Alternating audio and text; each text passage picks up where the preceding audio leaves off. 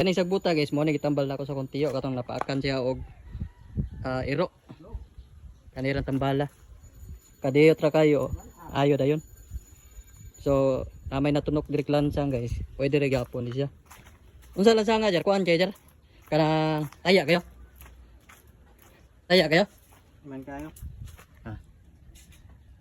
Mo ni. Kani kuan na jud mayo. Imong kuan ba? Paduga amay ba? Padug ana. So karon mao ni ang akong tiyo.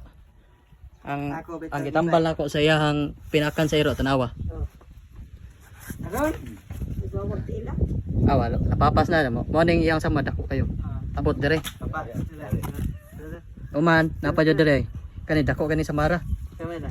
Karon ayo. So epektibo jud kaning kuana guys, kaning tambala. Sag-asa ra ni siya makitaan.